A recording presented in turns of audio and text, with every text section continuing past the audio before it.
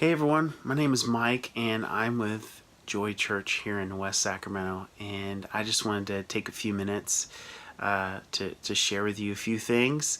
And what I really want to share with you, I think the most important thing that I think anyone can share across Facebook or whatever social media outlet is the love that God has for us. And I think we can get really caught up in the lives that we live, the hustle and bustle, and then God, He gave us these lives for us to enjoy.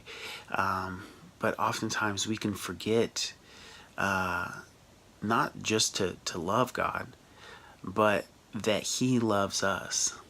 That's super easy to forget. You get caught up in all the things that we're doing, taking care of the kids, making sure the bills get paid, and that's just the main ones.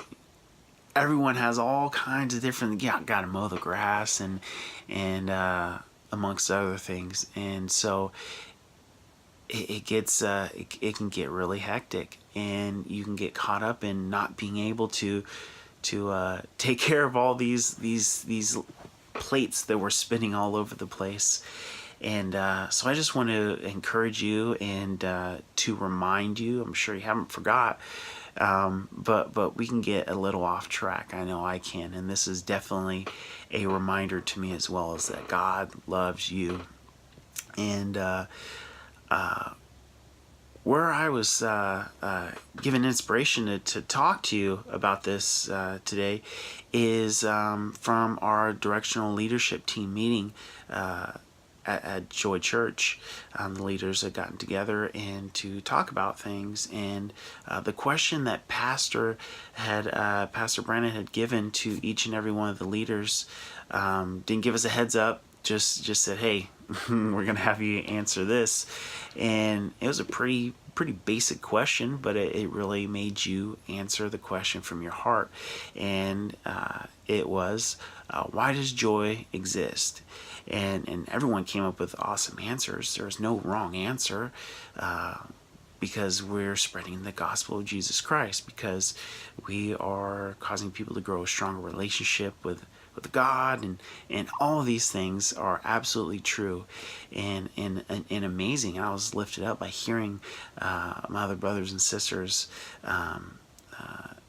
their answer to why joy exists. And I just wanted to share with you the answer that God had inspired me, because I'm not really one to do well when I get put on the spot and, hey, come up with this. And I'm getting better at it, but it's not because of me. It's definitely because God has continued to put me, as I've been in ministry and at the church and serving, and He's continued to put me in these positions and to where I get called on. And I think it's a good thing. It kind of it's built me up. And so my answer, I'm just going to share with you as far as why does joy exist? And the answer that I've come up with, like I said, that God inspired me with, was God loves West Sacramento. And just like I started out with, God loves you. If you're in West Sacramento, this is His city. He is the one that has rooted and planted your feet. He has set the church up in this city. And if you're not in West Sacramento, if you're somewhere else throughout the world or throughout the country, your city is no different. God loves you. God loves your city. He has rooted and set you up there. And if you don't feel like you're in the proper place, get with God, because He loves you. He knows our comings. He knows our goings. He knows our strengths and the things that we do really well, because He put those within us. He also knows the things that we're not so good at, the things that we fall short in, the things that we wish that nobody knew about us, the things that we wish we could just get rid of. God knows those things, and he loves us anyway.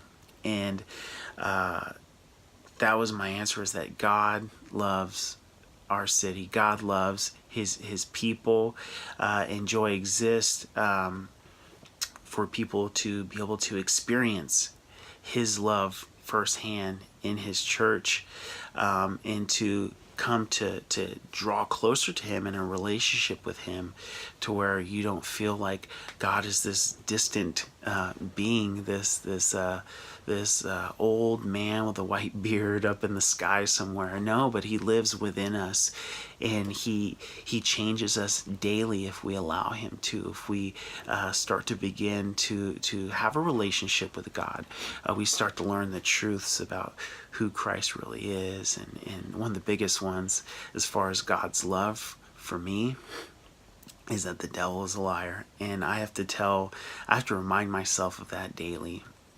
Even talking to you guys here, this, if you would have met me before Christ, this, me talking and sharing with people potentially across the world, or at least even in my town, it was it's a big step out from who I used to be. But God had a plan for my life. He has a purpose for my life. Do I know the fine details or the intricacies of how God is going to use me? No. And it really doesn't matter, because you know what? He's filled my heart with knowing that he has a plan and he has a purpose for me, and I receive that.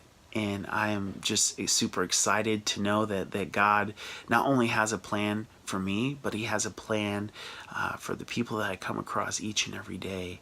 And that no matter, it's not just me, you can too share what God is doing and what God is going to do. You don't have to know how God's going to do it for them. You don't even have to know how God is going to do it for you. But just know God loves you, and he will make it work for you. And so I just want to encourage you and to lift you up, and to tell you how much God cares for you and how much he loves you. And that's how our world gets changed. I hear a lot of people talk about, oh, this world, this economy, these things, this is going on. People are so horrible, and I wish it could all change. And yet they do things that perpetuate. And I used to do things that perpetuate, and I have to fight daily not to do the small things that would perpetuate what I dislike about what's going on in the world. And even in our little city of West Sacramento, we have the ability to be the salt of this world. And like in food that doesn't have enough salt, it's not very good, or it's edible, but once you put that salt, it just makes all the difference. And so that's what God has done with us, his children. We are the salt of this world, and we are to make things, we are to be his light shining. Like it says in Matthew 5:14, you are the light of the world. A city set on a hill cannot be hidden. In this city of West Sacramento, or even the city that you're living in, it cannot be hidden if you're in it and you're allowing God's light to shine through. That just doesn't stay in West Sacramento. If that just stayed in the city that you existed in, then the church would have never spread. So I just want to encourage you with that, and to know, or to let you know that God's going to do something powerful within you, whether you come to Joy Church, which I want to invite you to, or you plug into a local body where you live. I want to encourage you and to let you know that God has made that place for you, because he loves you. God bless you.